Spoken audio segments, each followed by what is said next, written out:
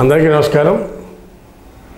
ఆంధ్రప్రదేశ్ రాజకీయ పరిణామాలు చూస్తే కొన్ని ఆసక్తికరమైన అంశాలు వెలుగులోకి వస్తూ ఉన్నాయి. ఇటీవల జరిగిన ఎమ్మెల్యే కోట ఎమ్మెల్సీ ఎలక్షన్స్లో 5 ఎనామస్గా ఎలక్ట్ అయ్యారు. వారిలో తెలుగుదేశం పార్టీ క్యాస్ట్ ఈక్వేషన్ పేరుతో కొత్త వారిని ఎంకరేజ్ చేసింది.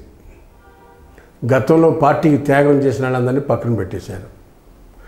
వాళ్ళల్లో ముందు వరుసలో ఉన్న వ్యక్తి వంగవీటి రాధాకృష్ణ. ఈ వంగవీటి రాధాకృష్ణ వంగవీటి మోహన్ రంగా గారి కుమారుడు. మోహన్ రంగా అంటే ఒక వైబ్రేషన్. కృష్ణా జిల్లా విజయవాడ ప్రాంతంలో, అది కోస్తా జిల్లాలో కాపు కమ్యూనిటీలో ఒక వైబ్రేషన్. ఎవరో వంగవీటి మోహన్ రంగా. అలా కాపులందరినీ ముక్త కంఠంతో ఏకతాటిపై తీసుకొచ్చిన నాయకుడిగా ఉమ్మడి ఆంధ్రప్రదేశ్లోనే చరిత్రలో నిలిచిపోతాడు. ఆయన జైల్లో ఉంటే విజయవాడ పీడబ్ల్యూ గ్రౌండ్లో మీటింగ్ పెడితే 10 లక్షల మంది జనం వచ్చారు. ఎవరు? వంగవీటి మోహన్ రంగా పిలిపిస్తే. అంత ప్రజాబలం ఉన్న నాయకుడు వంగవీటి మోహన్ రంగా. ఒకప్పుడు సినిమా స్టార్లు వస్తారంటే జనం వచ్చేవారు. తర్వాత ఎన్టీఆర్ పార్టీలో మీటింగ్లు పెడితే జనం వచ్చేవారు. అంతకు పోటీగా ధీటుగా వంగవీటి మోహన్ రంగా పిలిపిస్తే విజయవాడలో పెద్ద ఎత్తున 10 లక్షల మంది ప్రజలు మీటింగ్కి హాజరయ్యి వంగవీటి మోహన్ రంగాకి సంఘీభావం తెలిపొచ్చారు. అలాంటి ఫ్యామిలీలో వారసుడు వంగవీటి రాధాకృష్ణ. చిన్న వయసులోనే 2004లో రాజకీయ రంగంలో అడుగుపెట్టి కాంగ్రెస్ పార్టీ తరఫున ఎమ్మెల్యేగా పోటీ చేసి విజయం సాధించారు. అయితే అక్కడ సక్సెస్ఫుల్గా ఉన్న లైఫ్ని కొంతమంది సలహాల మూలన ఒక తప్పుటడుగు వేశాడు రాధాకృష్ణ గారు. 2009లో పెట్టిన పీఆర్పీ పార్టీలో చేరి పీఆర్పీ పార్టీ తరఫున విజయవాడ నుంచి పోటీ చేసి ఓటమి పాలయ్యారు. అక్కడ తప్పుటడుగు పడింది. అదే కాంగ్రెస్ పార్టీలో ఉంటే 2009లో కూడా కంటిన్యూ ఎమ్మెల్యే అయిపోయేవారు ఆయన. అక్కడ తప్పుటడుగు వేయటం వలన 14లో వైసీపీ తరఫున పోటీ చేశారు. మళ్ళా ఓటమి పాలయ్యారు. 19లో వైసీపీ నాయకుడు జగన్మోహన్ రెడ్డి గారు విజయవాడ తూర్పు సీటు అడిగితే ఇవ్వకుండా మచిలీపట్నం పార్లమెంటు కానీ అవనిగడ్డ ఎమ్మెల్యే సీటు కానీ కంటెస్ట్ చేయమంటే దానికి విసిగి ఏసారిపోయి వంగవీటి రాధాకృష్ణ పార్టీ మారిపోయి టీడీపీ పార్టీలో చేరారు. 2019 ఎలక్షన్లో టీడీపీ పార్టీ తరఫున ప్రచారం చేసి ఎక్కడా పోటీ చేయాల. ఎందుకు చెప్తానంటే ఒక వ్యక్తి యొక్క బ్యాక్గ్రౌండ్ అందరికీ తెలియదు. తెలిసిన వాళ్ళు ఉంటే తెలుసు, కానీ అందరికీ తెలియాలంటే విశ్లేషకులు కొంత వివరంగా చెప్తే కానీ వాళ్ళ కుటుంబాల యొక్క చరిత్ర కొత్త తరం పిల్లలకు కానీ కొత్త తరం యూత్కి కానీ రాజకీయాలు తెలియని వాళ్ళకి కానీ తెలుసుకునే అవకాశం ఉంటుందని చెప్తున్నాను. అలా 2019లో అన్కండిషనల్గా పార్టీ చేరి పార్టీ విజయం కోసం విశేషమైన కృషి చేశారు. ఆ రోజు హైకమాండ్ చంద్రబాబు నాయుడు గారు ఒక మాట ఇచ్చారు. ఏమని? పార్టీ అధికారం రాగానే ఎమ్మెల్సీని చేస్తారని. దానికి ఇష్టపడి ఆయన పార్టీలో చేరాడు.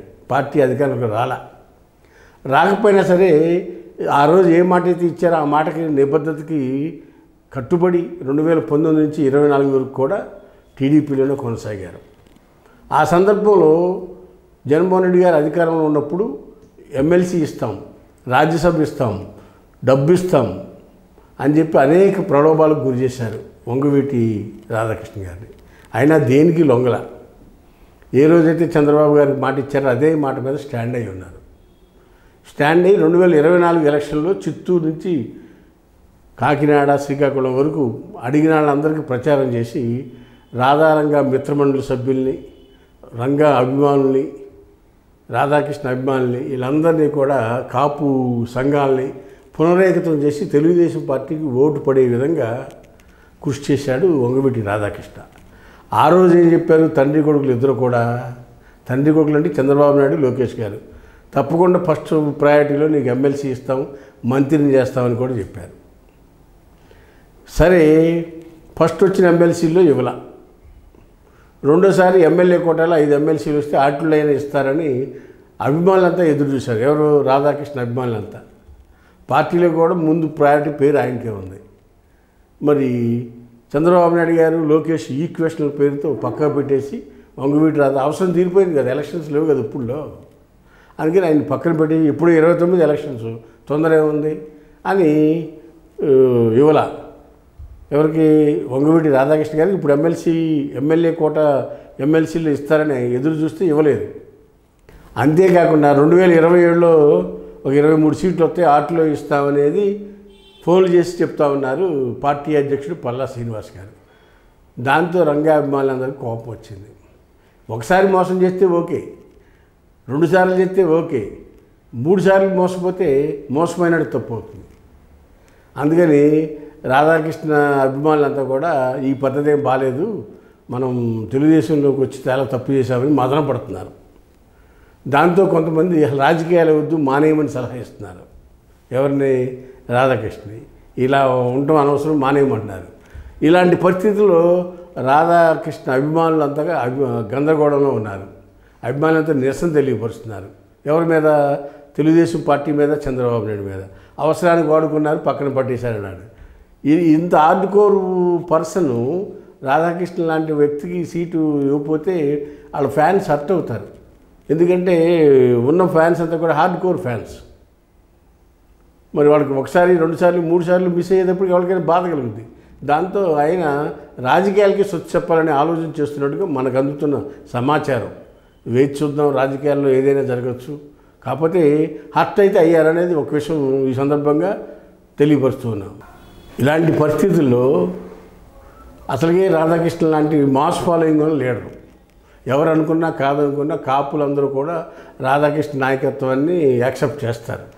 కాబట్టి అలాంటి మాస్ లీడర్ని రాజకీయాల్లో పక్కన పెట్టడం అనేది తెలుగుదేశం పార్టీకి కూడా మంచిది కాదు. ఎందుకంటే సముచిత స్థానం ఇచ్చి గౌరవించుకోవాలి. అలాంటిది పక్కన పెడతాం అనేది రంగా రాధాకృష్ణ అభిమానులంతా కూడా తీవ్ర నిరసన తెలియపరుస్తున్నారు. మరి దీన్ని తెలుగుదేశం పార్టీ ఏ విధంగా తీసుకుని డ్రైవ్ చేస్తుంది అనేది వేచి చూద్దాం. హాయ్ ఫ్రెండ్స్, మా ఫ్యూచర్ టుడే ఛానల్ చూస్తున్నందుకు చాలా థ్యాంక్స్. మరిన్ని లేటెస్ట్ వీడియోస్ కోసం వెంటనే సబ్స్క్రైబ్ చేయండి.